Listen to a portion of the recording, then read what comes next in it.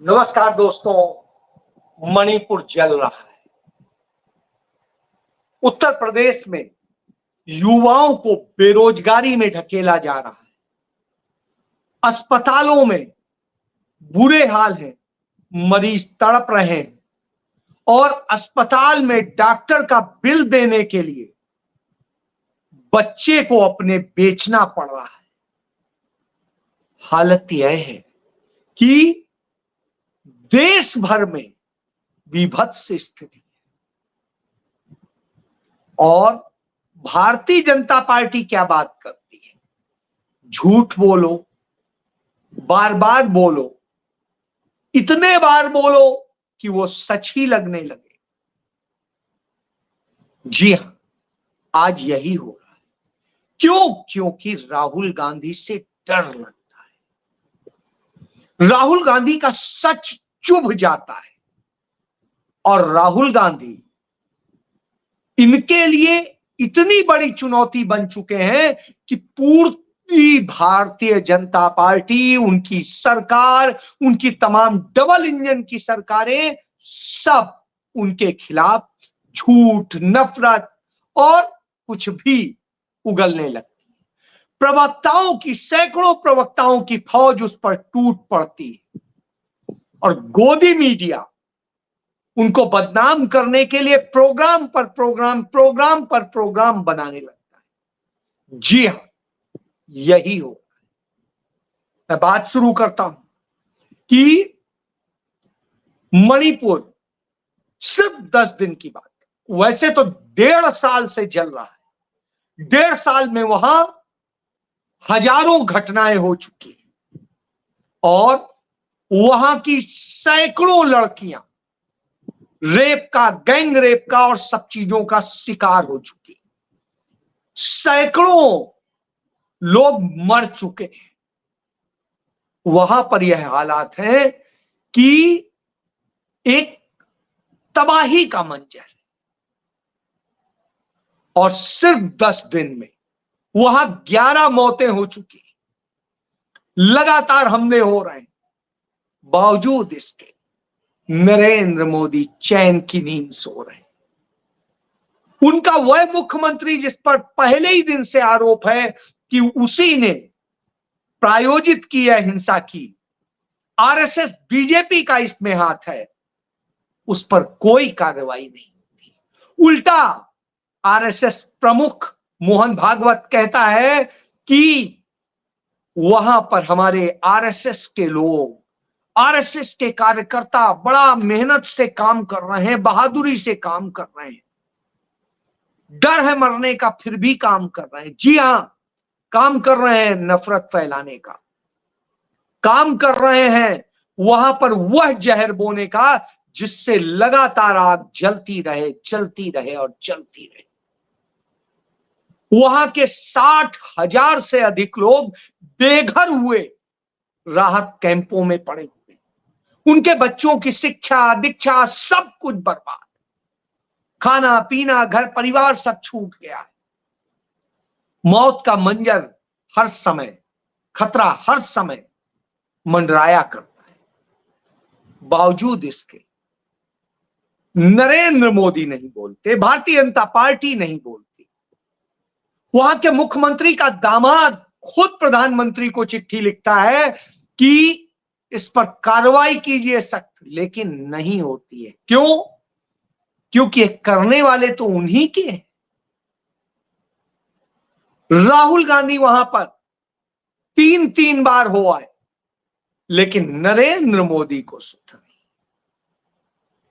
प्रियंका गांधी इसको लेकर के स्पष्ट तौर पे कहती हैं कि कब चेतेंगे और इसको सवाल बनाती, लेकिन साहब कुछ नहीं।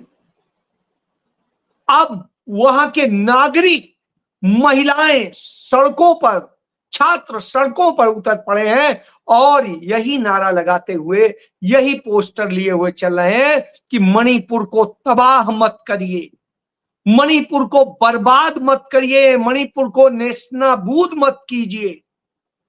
मणिपुर भी भारत का हिस्सा है। मोदी के तमाम मंत्री, तमाम भाजपा के नेता कहते हैं मोदी गए थे, वार रुकवा दी यूक्रेन और रशिया की।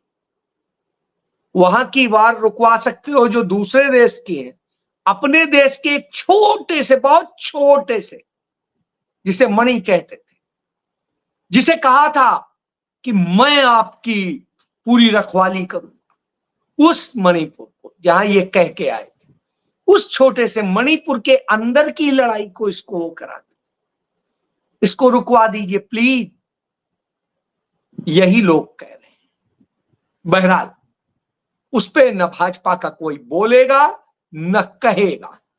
भाजपा का कोई नेता नहीं कहेगा जो कुशीनगर में हुआ और जिस तरीके से हुआ, तंगहाली से जूझती हुई वह महिला अपने बच्चे को, नवजात बच्चे को बेचने को मजबूर हो जाती है। क्यों? क्योंकि उस गर्भवती महिला की स्थिति यह होती है कि उसके पास 4,000 रुपए नहीं थे इलाज के लिए। 4,000 रुपए। आप सोचिए, अस्पताल में अपने मतलब इलाज कराने के लिए, बेटे को अस्पताल से, बीवी को, नवजात को डिस्चार्ज कराने के बच्चे को बेचना पड़ा। यह दशा हो जब हिंदुस्तान में, तो आप सोचिए आप किस भारत में रह रहे हैं। आप किस भारत में रह रहे हैं जहां नफरत यूं पनपाई जा रही हो, रोज हत्याएं हो रही हो, रोज सब कुछ हो रहे हैं, तब आपकी हालत बिगड़ती है। और जब आपकी हालत बिगड़ती है तब आप क्या करते हैं? तब आप झूठ फैलाते हैं, नफरत करते हैं, दूसरी पार्टियों के लोगों को तोड़ के लाते हैं और सब कुछ करते हैं। उदाहरण देता हूं, हरियाणा में इनके यहां चुनाव लड़ने से मना कर दिया पेहोवा से, जिसे इन्होंने अभी हाल ही के दिनों में पार्टी में शामिल कराया था और शामिल करा के उसे टिकट दी थी। वही भारतीय जनता पार्टी जो वहां सत्ता में है, वहां पर उनका अपना सिटिंग एमएलए है, जो मंत्री था संदीप सिंह, जिसने महिला कोच का यौन शोषण किया था, उसकी जगह टिकट दिया गया। उसे लड़ने से मना कर दिया। क्यों? क्योंकि सब ने कहा इन पापियों के साथ खड़े होगे, हम तुम्हारा बहिष्कार, सामाजिक बहिष्कार करेंगे। लड़ने से मना कर दिया। सिख बाहुल इलाका है और स्थिति यह हुई कि अब वहां से गैर सिख व्यक्ति को उतारना पड़ा है। यह दशा हो गई है भारतीय जनता पार्टी। यह दशा हो गई है कि कैंडिडेट नहीं मिल रहा है। जब विनेश फोगाट को जुलाना से लड़ने के लिए कांग्रेस ने टिकट दिया तो वहां से कैंडिडेट नहीं मिल रहा। यह दशा है तो अपनी भारतीय जनता युवा मोर्चा के एक पदाधिकारी को वहां से टिकट दिया जाता है, सोचा जाता है कुछ कर ले। देखिएगा नतीजे ईश्वर बताएगा। भारतीय जनता पार्टी नो डरी हुई। महाराष्ट्र में जो लोक पोल का सर्वे का रिजल्ट आया है, उसमें कांग्रेस एमबीए गठबंधन 150 से अधिक सीटें महाराष्ट्र में लेता हुआ दिख रहा है और भारतीय जनता पार्टी का जो गठबंधन है एनडीए, वो सिमट जा रहा है। अब आप सोचिए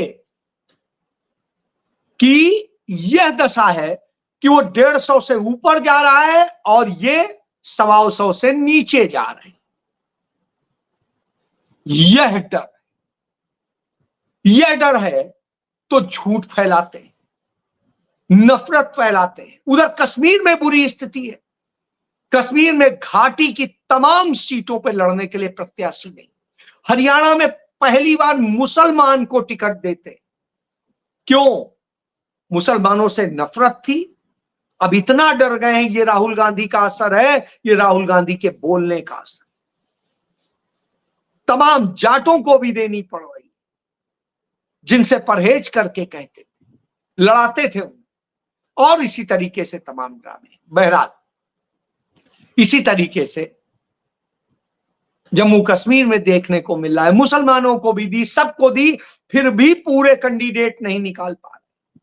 और जिस तरीके से भारतीय जनता पार्टी ने घाटी में गेम किया था, एनसी को, नेशनल कॉन्फ्रेंस को और पीडीपी को और कांग्रेस को खत्म करने के लिए एक आतंकियों का समर्थन करने वाली और पाकिस्तान का समर्थन करने वाली एक पार्टी बनी, नई पार्टी बनी। उस पार्टी के समर्थन में उन्होंने कैंडिडेट ही नहीं उतारा था लोकसभा में और उसका एमपी बन गया। उस पार्टी के लिए फेवर किया जा रहा है अंदर का, जिससे यदि कश्मीर में हार जाते हैं ये लोग तो सरकार बनाएंगे। साजिशें रचने में माहिर हैं, झूठ बोलने में माहिर हैं, नफरत फैलाने में माहिर हैं। तो ये बहरहाल अब आता हूं, राहुल गांधी अमेरिका में है, लगातार वो अपनी यात्रा कर रहे हैं। टेक्सास में उन्होंने 2 सम्मेलन किए, वाशिंगटन डीसी में उन्होंने कार्यक्रम किए और सार्वजनिक तौर पे बहुत अच्छा बोला। उन्होंने उन हर मुद्दे को उठाया जो हर भारतीय चाहता है कि इनको बड़े मंच पर चर्चा होनी चाहिए, इसकी वैश्विक चर्चा होनी चाहिए, इसके पूरी देश में चर्चा होनी चाहिए। तो राहुल गांधी ने वो कर दी। 2 यूनिवर्सिटीज में वो आमंत्रित थे, वहां पर उन्होंने प्रश्नोत्तरी थी और सब कुछ था, उसमें किया, हर सवाल का जवाब दिया। वहां किस तरीके से राहुल गांधी को घेरा जाए, जब कुछ नहीं मिलता है तो झूठ का सहारा लिया जाता है और उसके लिए भारतीय जनता पार्टी के 1 दर्जन मंत्री निकाल दिए जाते हैं। किरण रिजिजू हो, हरदीप पुरी हो, ये कोई मतलब जितने चाहे, गिरिराज सिंह हो और तमाम सारे लोग, ऐसे ही नेता उतार दिए जाते हैं। कुछ मौजूदा नेता, कुछ पुराने नेता, उमा भारती और दूसरे और सब लोग, शिवराज सिंह चौहान और ये सब उतार दिए जाते हैं। उधर मुख्यमंत्री उतार दिए जाते हैं तमाम सारे, कि राहुल गांधी के खिलाफ बोलो, राहुल गांधी के खिलाफ ये करो। राहुल प्रवक्ताओं की फौज टूट पड़ती है। जिस प्रवक्ता का आप नाम ले लीजिए उसी को देख लीजिए। और फिर सबसे बड़ी बात, प्रधानमंत्री कार्यालय में बैठा हुआ प्रधानमंत्री का वह ओएसडी जो 2008 में जब वो मुख्यमंत्री था तब भी वो उनका ओएसडी था और आज प्रधानमंत्री कार्यालय में भी ओएसडी है, वो हिरेन जोशी। वो हिरेन जोशी जो तमाम अखबारों के संपादकों, तमाम मीडिया चैनल्स के मालिकों, तमाम मालिकों को, मीडिया हाउसेस के सीधे डायरेक्शन देता है, आदेश चलता है बड़े बड़े, उसके आदेश का पालन कर। वो कहता है यह हेडलाइन होगी, यह खबर होगी, इस पर डिबेट होगी, डिबेट में ये लोग आएंगे, ये नहीं आएंगे। अब आप समझ लीजिए किस स्तर पर। तो उसने डायरेक्शन दे दिया, सब बताऊंगा। तो अब सबसे पहली बात कहा गया कि राहुल गांधी तो चाइना की बड़ाई कर रहे हैं, राहुल गांधी तो इसकी बड़ाई कर रहे हैं, राहुल गांधी का तो चाइना के साथ पैक्ट है और न जाने क्या क्या। जब ये भारतीय जनता पार्टी के मंत्री, केंद्रीय मंत्री, मुख्यमंत्री ऐसी बातें करते हैं तो तमाम लोगों को लगेगा हाँ ये तो बड़ा सही, गलत किया राहुल गांधी ने। नहीं, राहुल गांधी ने यह नहीं कहा। नरेंद्र मोदी की औकात नहीं होती है चाइना का नाम लेने। नरेंद्र मोदी नहीं कह पाते हैं चाइना हमारे देश में घुस आया, कब्जा कर लिया 6000 वर्ग किलोमीटर जमीन। हमारे अरुणाचल प्रदेश हो, उत्तराखंड हो, लद्दाख हो, कहीं देख लीजिए, हर जगह घुसा चला आ रहा है, अपने गांव बसा ले रहा है और सब कुछ कर रहा है। इवन हमारे महान सपूत शैतान सिंह, शहीद शैतान सिंह, मेजर शैतान सिंह, उनकी समाधि तोड़ दी जो स्मारक उनका बना हुआ था, और वहां भी कब्जा कर लिया। पेंगोंग झील पे भी कब्जा कर लिया, उधर गांव बसा लिए, सब कुछ कर लिया। अब पुल भी बना लिया है पेंगोंग झील पे। प्रधानमंत्री उन्हें क्लीन चिट देते हैं जब वो हमारे 100 सैनिकों को घुस के मार देता है, सॉरी 20 सैनिकों को घुस के मार देता है। जब 20 सैनिकों को घुस के मार देता है तब भी उसे क्लीन चिट देते हैं। अब इससे आप यह समझिए, तो इसके बाद प्रधानमंत्री के मुंह से चा नहीं निकलता है, मणिपुर का मां नहीं निकलता है, चीन का चा नहीं निकलता है, बाकी सब कुछ बोले।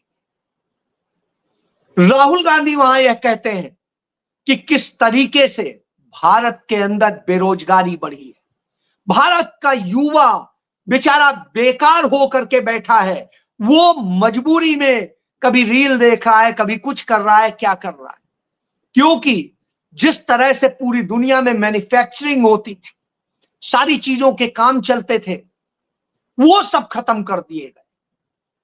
पहले मैन्युफैक्चरिंग का हब जापान होता था, दूसरे और देश होते थे, अमेरिका होता था, ये होते थे, और अब चीन बन गया है।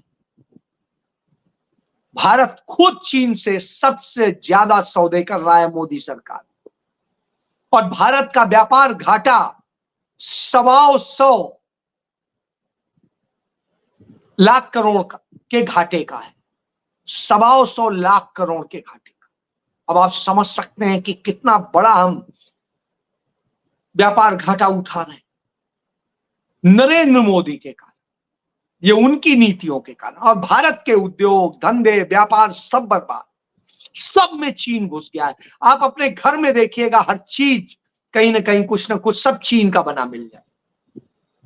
तो राहुल गांधी ने वही कहा, वहां बेरोजगार क्यों नहीं होते, यहां क्यों हो रहे हैं? क्योंकि वहां उद्योगों पर जोर दिया जा रहा है और यहां उन्हें खत्म किया जा रहा है, सिर्फ चंद पूंजीपतियों के हाथ में सब सौंपा जा रहा है। इसलिए भाजपा और उनका गोदी मीडिया, क्योंकि वो भी उसी कारपोरेट का पोषित, वो लग गया उनके खिलाफ प्रचार करने, उनकी चीन की प्रशंसा करने। फिर उसके बाद कहते हैं कि उन्होंने सिखों का अपमान कर, उन्होंने सिखों का नहीं अपमान किया, उन्होंने सच बताया कि कैसे भारत में अल्पसंख्यकों पर हमले हो रहे हैं। यह हालात बना दिए गए कि ऐसे हालात आ गए कि हम पगड़ी पहनेंगे कि नहीं पहनेंगे, हम ये करेंगे कि नहीं करेंगे, हम गुरुद्वारे जा पाएंगे कि नहीं जा पाएंगे। इसी तरीके से बाकी धर्मों में इस तरह के हालात बना दिए। क्यों? क्योंकि अल्पसंख्यकों को चुन चुन के उन पे हमला किया जा रहा है, उनके साथ इस तरह से किया जा रहा है, उनकी स्वतंत्रता छीनी जा रही है, उनके हक छीने जा रहे। जब राहुल गांधी ने यह बताया तो नरेंद्र मोदी को डर लगने लगा, उनकी टीम को डर लगने लगा। तो यह नफरत फैलाने के लिए इस तरह के ड्रामे कर, उनके प्रवक्ता कहने लगे राहुल गांधी भारत में ऐसा बयान दे, उनके खिलाफ FIR दर्ज कराएं। करा दीजिए भाई, अभी तक आपने 2 दर्जन से अधिक करा रखी हैं, उन्हें उसी में फंसाए रखने की कोशिश करते हैं, और करा दीजिएगा, क्या फर्क पड़ जाए। तो साहब यह झूठ बोलते हैं, जैसे मैंने कहा झूठ बोलो, बार बार बोलो, ये मोदी के शब्द हैं, मोदी ने ही ये बात कही थी, झूठ बोलो, बार बार बोलो, बार बार बोलो। तो ये स्थिति है। बहरहाल इसके बाद एक तीसरा झूठ, उसको लेके दलितों में जहर बोने की कोशिश की। राहुल गांधी से सवाल किया गया कि कब तक आप रिजर्वेशन और सबकी बात करते रहे। राहुल गांधी ने कहा बिल्कुल, कास्ट सेंसस होना चाहिए, आर्थिक सर्वे होना चाहिए, और हर व्यक्ति को सबल हो जाना चाहिए। तब तक आरक्षण रहेगा, तब तक यह आरक्षण दिया जाना चाहिए, और दिया जाएगा जब तक हर दलित, हर पिछड़ा, हर आदिवासी, हर वह वंचित वर्ग का व्यक्ति उस स्तर पर नहीं आ जाता है जिस स्तर पर दूसरे, और वो बराबरी में नहीं आ जाता। और सिर्फ आर्थिक नहीं, सामाजिक तौर पे, आर्थिक तौर पे, और देश के एसेट के तौर पे भी, मानी संपत्तियों के तौर पे। यानी जब उसे संपत्तियां भी बराबर मिल जाए, उसे हक भी बराबर मिल जाए, पैसा भी बराबर हो जाए, और उसको सारा काम धंधा सम्मान सब कुछ बराबर मिल जाए, तब तक आरक्षण रहेगा। यानी आरक्षण तब तक रहेगा। और उन्होंने बार बार संविधान की बात की कि संविधान इसीलिए जरूरी है और इतनी पवित्र पुस्तक है। तो भारतीय जनता पार्टी, उनकी बी टीम, मायावती और सब बिना पढ़े, जैसे लगता है अंग्रेजी आती नहीं है, शायद अंग्रेजी में उनका डिब्बा गोल था शायद, इसलिए उस भाषण को, उस बयान को, उस जवाब को ही नहीं समझ पाते। तो आप समझिए कि किस तरह के लोग तो उसमें शोर मचाते हैं। बहरहाल चाहे जितना शोर मचा, राहुल गांधी निडर होकर लड़ रहे हैं और हर मंच पर बोल रहे हैं, खुल के बोल रहे हैं, हर सवाल का जवाब दे रहे हैं। नरेंद्र मोदी में हिम्मत नहीं।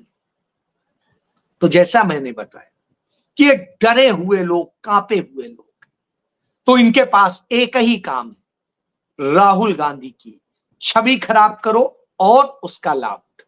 लेकिन इस देश और देश के बाहर दुनिया में अब हर कोई जानने लगा है कि नरेंद्र मोदी सबसे झूठा, सबसे डरपोक प्रधानमंत्री है। और यह बात राहुल गांधी ने कही कि नरेंद्र मोदी, भारतीय जनता पार्टी, आरएसएस ने जो डर इस देश के लोगों में डाला था वो 4 जून को खत्म हो चुका है। मोदी की छाती सिकुड़ गई है। जय